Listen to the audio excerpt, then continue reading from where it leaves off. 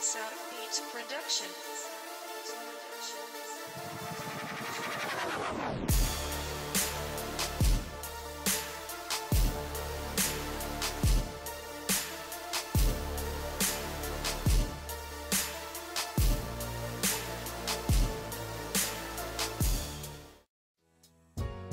Sveiki, čia laida Coast to Coast.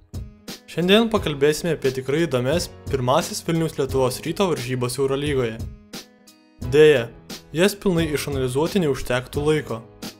Todėl peržvelgsime tik tai, kas įvyko pratęsimo metu ir pabandysime iš to išvesti loginės išvadas.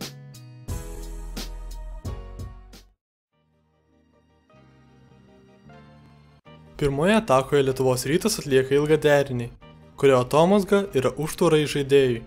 Bet šįkart Panathinaikos atkaklesni ir priverčia Palacijos nutraukti derinį bei veržtis po krepšiu. Krepšininkas susikūrė gerą progą, bet apmaudžiai sužingsniavo. Panathinaikos atsakas buvo skurdokas. Jie be jokių ceremonijų nusprendė įvesti kamuolį po krepšiu Mačiuliui. Visgi toks brutalumas pasiteisina. Seibutis nesugeba apsiginti ir prasižengia. Lietuvos Rytas ir vėl atlieka sudėtingą derinį, išjudinantį gynybą.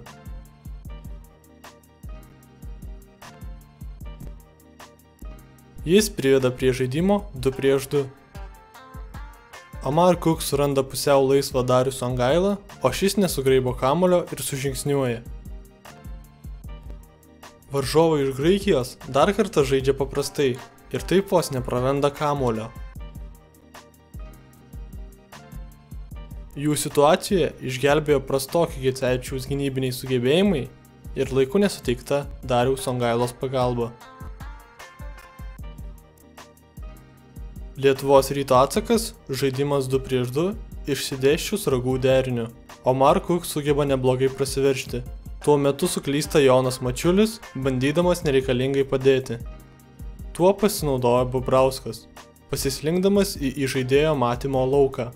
Mačiulis nespėjo sureaguoti ir Bobrauskas pataiko tritaškį.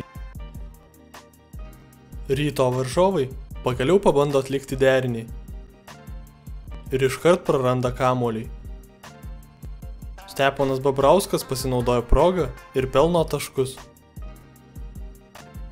Panathinaikos nepasiduoda ir dar kartą bando atlikti tą patį derinį. Pasinaudodami Gecevičiaus lėtumu išlendant iš užtvaros, jie susikūrė nuostabią progą. Bet ir vėl žingsniai. LKL vicečempionams reikia taškų ir jie nusprendžia įvesti kamuolį netoli krepšio Dariui Songailai. Šis įveikė varžovo gynybą ir kadangi Stephen Lasme akivaizdžiai tam nepasiruošęs, išprovokuojama pražanga. Graikai grįžta su dar vienu deriniu, bet jis keistai nutrūksta. Kai pažeisdamas taisyklės užtvarą pastato Gic ir trumpam išjungia iš žaidimo Milenko Tepic. Galiausiai nusprendžiama įvesti kamuolį po krepšiu su gynėju besusigurmenčiam Lasme, bet šis per giliai užsiima poziciją po krepšiu ir tuo pasinaudodamas Bobrauskas perima kamuolį. Lietuvos Rytas dar kartą nusprendžia įvesti kamuolį po krepšiu Songailai. Palacijos akivaizdžiai parodo, jog neatsimena šio derinio, dėl to kamuolys taip ir neįvedamas. Po to Lasme nusprendžia, kad jam jau atsibodo žaisti ir užsidirba visiškai nereikalingą bei 2 baudos metimus kainuojančią pražangą.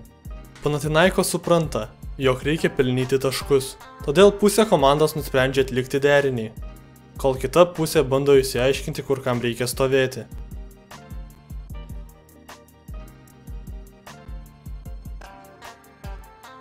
Kamuolys įvedamas Mike Batiste ir šis išprovokuoja Palacijos pražangą. Atkreipkite dėmesį, kai Palacijos bando stumti varžovą atgal. Sekančioje atakoje bandomas atlikti derinys, bet energingai besiginantys graikai jį nutraukė.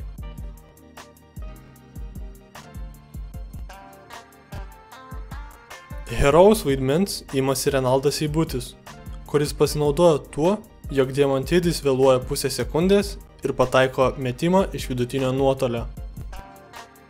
Oponentai pirmą kartą per visą pratęsimą atlieka tvarkingą derinį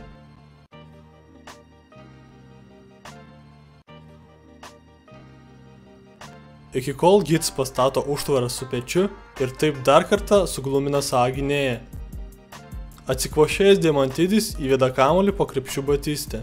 Songaila pasinaudoja savo jėgą ir priverčia jį atakuoti iš keblios situacijos. Dar kartą atkreipkite dėmesį, kad šįkart gynėjas nebando stumti varžovo atgal ir tiesiog stovi vietoje. Visgi, Palacijos tinkamai neatsitveria varžovo, o Steponas Babrauskas per stipriai norėdamas atkovoti kamuolį, kvailokai prasižengė. Lietuvos Ryto krepšininkai atlieka tą patį derinį.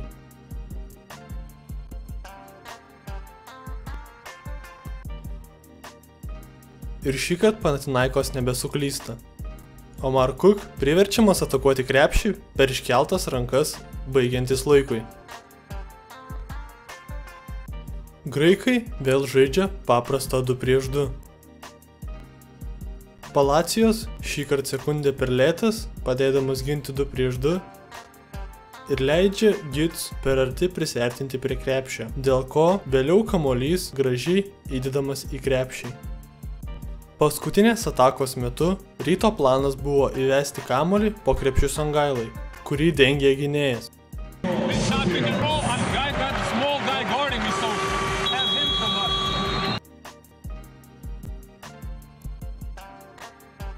Tačiau Renaldas Seibutis nusprendžia, jog šiandien jo eilė būti herojumi ir smeigia metimą iš vidutinio atstumo.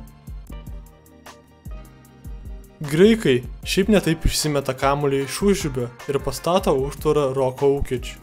Darius Songaila tyčia ir netyčia palieka erdvės tritaškių metimui, bet skubotas tritaškis netaiklus.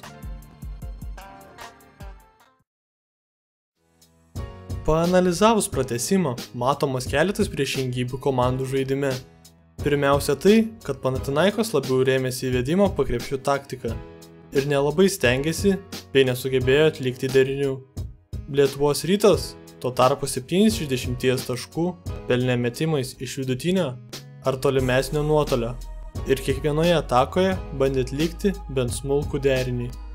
Krepšinio istorija mus moko, jo komanda, kuri žaidžia arčiau krepšio, nugalės varžovą, kuris paprasčiausiai mėto atsitraukęs nuo krepšio. Visgi, pasinaudoję savo užsispyrimu atlikinėti derinius, Lietuvos Rytas sugebėjo susikurti geresnės progas metimams ir taip paneigti šią taisyklę. Štai ir viskas. Paspauskite mygtuką prenumeruoti ir būtinai peržiūrėkite papildomą turinį. Bei nepamirškit pasidalinti šio vaizdo įrašu su kitais ir pareikšti savo nuomonę komentaruose. Iki ir tebūnie krepšinio dievai su jumis.